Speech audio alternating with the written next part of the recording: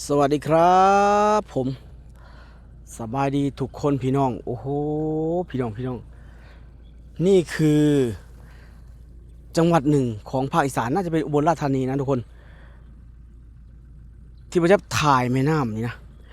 ตอนนี้เป็นเดือนกุมภาเนาะก็เป็นช่วงฤดูแล้งแน่นอนพี่น้องประจับตั้งแต่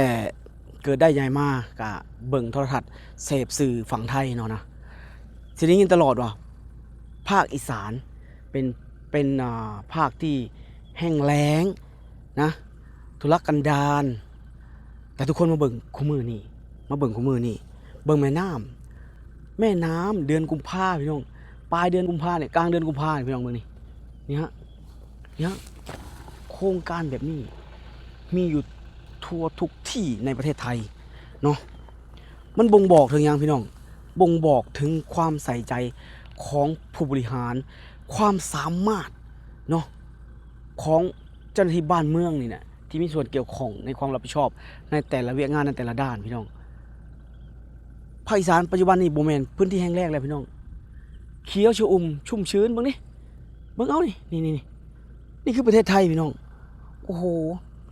จริงๆแล้วเฮาอาจจะแนมเห็นในช่วงนี้นะถ้าเป็นว่าย้อนกลับไป30 ปีก่อนนะผมจะคิดว่าเขาจะต้องเห็นไว้ว่าแม่น้ำแห้งขอดเนาะแม่น้ำแห้งขอดแต่ต้นไม้ก็เฉาใบก็บ่มีอันนี้คือภาพเมื่อ30 ปีก่อนนะพี่น้องแล้วตอนนี้เบิ่งพี่น้องอีสานสุดที่จะอุดมสมบูรณ์ไปแล้วพี่น้องเอ้ยเนี่ยผมจะให้เบิ่งทุกคนโอ้นี่เห็นบ่พี่น้องเบิ่งพี่น้องเนี่ยสุดยอดเลยประเทศไทยป้าโทถ้าเป็นบ้านหมอแจ๊บเนาะแม่น้ำนี่ก็สีเหลือน้ำน้อยนึงเนาะแห้งขอดลงไปแต่อันนี้เบิ่งดูน้ำนั่นหมายถึงระบบชลประทานเนาะควบคุมทั่วประเทศทั่วทุกภาคคนอีสานเนี่ยเขาอยากปลูกยังก็ได้เด้ตอนเนี้ยอยากเห็ดนาปังก็ได้อยากปลูกพืชยังก็ได้ที่มันเหมาะสมในฤดูแล้งเนี่ยนะที่ต้องการน้ำอยู่ก็ตามเพราะน้ำเพิ่นนี่มีหม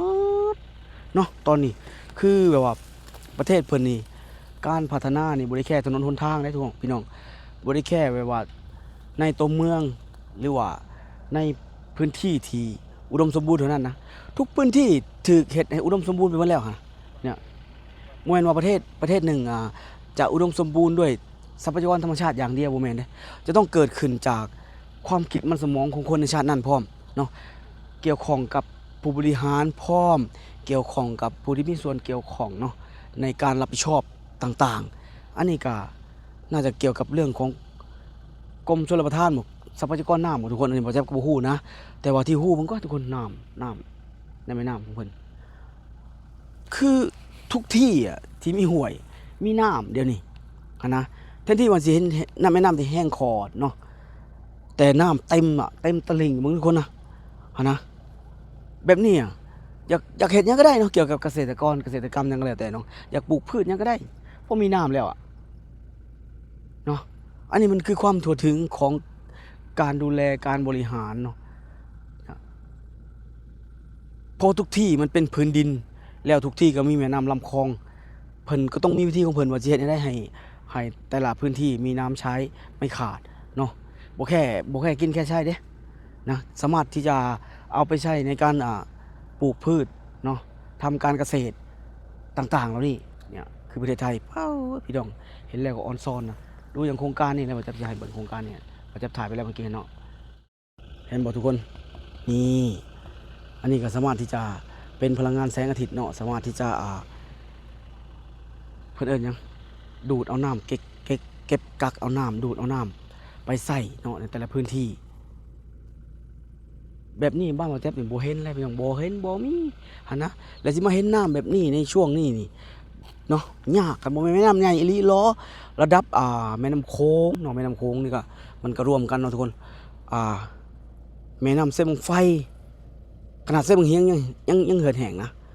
แม่น้ำในสปปลาวเฮานี่เนาะแม่น้ำเงิมบ่พุ่นน่ะแม่น้ำคานแท้น่ะแม่น้ำรับใหญ่ๆอีหลีของประเทศถึงจะมีน้ำแบบนี้นะ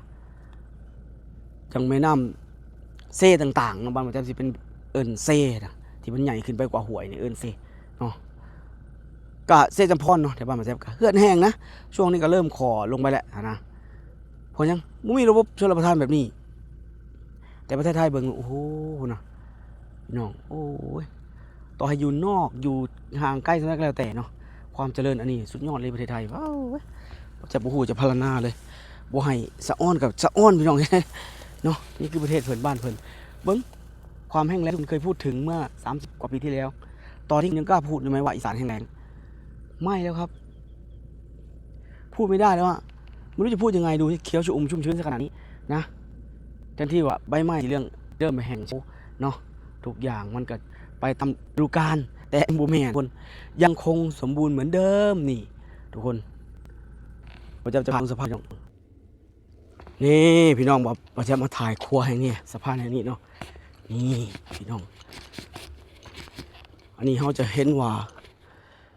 อยู่บ่เห็นหมู่บ้านเลยแนมไปทางใดก็บ่เห็นเลยตรงนี้น่าจะห่างไกลพอสมควรพี่น้องเนาะแต่ที่หู้เป็นแม่น้ำเนาะนี่เดี๋ยวขออ่านบทตัวนี้ก่อนเจ็บก็ยังบ่ทันหู้ข้อมูลอีกยังเลยตรงนี้ว้าวบ่ถึกแน่นอนพี่น้องนะเพราะนั้นก็ต้องมาอ่านบทตรงนี้แหละนี่อันนี้เป็นเขียนยังไหวเนาะระดับการแจ้งเตือนภัยน้ำท่วมปี68โอ้อันนี้กรมชลประทานบริการเพื่อประชาชนจุดเฝ้าระวังวันที่อะไรต่างๆเหล่านี้เพิ่นเขียนไว้ตรงนี้เนาะเป็นตารางหนังสือของบอกอย่างทุกคนเนาะนะตรงนี้จะไปเบิ่งพูดดีกว่าป้ายนั้นนาทีให้คำตอบว่าตรงนี้ที่ไหนเนาะพี่น้องบ่จะมากับบ่โบจริงบ่ได้ถามเพิ่นว่าตรงนี้คือไสกว้างเนาะแม่น้ำยังพี่น้องซะอันนี้กว้างนี่ฮะไงนี่ซะกว้างซื่อว่าแม่น้ำเต็มเลยพี่น้องโอ้เห็นสะพานเอาไว้ตรงนี้พี่น้องปาดโถนี่เจอคำตอบแล้วพี่น้องเจอคำตอบแล้วนี่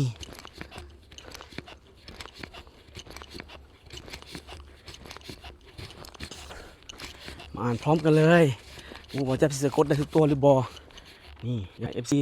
เพิ่นสอนนำนี่สะพานบ้านกลางน้อยโอ้นี่ถือว่าวังหันบ่จะถ่ายคลิปไปโทรศัพท์มันห้อนแห้งทุกคนหยุดบันทึกเองเนาะทุกคนเนาะหยุดบันทึกเองตรงนี้บ่แม่นแม่น้ำซี่แม่น้ำเชบายบ่พี่น้องบ่ฮู้กันนะสุดท้ายบ่แจ๊บยังบ่ฮู้เพราะยังถามว่าบ่เพิ่นงานอยู่เนาะกะความอุดมสมบูรณ์ของประเทศไทยมาให้ทุกคนเบิ่งนำกันเนาะเอามาชื่นชมนำกันพี่น้องเอ้ยเบิ่งเอานี่เบิ่งเอาเด้อพี่น้องนี่เห็นบ่ครัวเพิ่นขนาดต่างครัวบ่แม่นอยู่ในตัวเมืองนะเบิ่งดูดิเนี่ยสามารถเฮ็ดเป็น4เลนยังได้เลยครัวเพิ่นสะพานเพิ่นนี่พี่น้องโอ้สุดยอดบ่โอเคครับทุกคนถือว่าฝากคลิปนี้ไว้สำนี้เนาะสวัสดีครับผม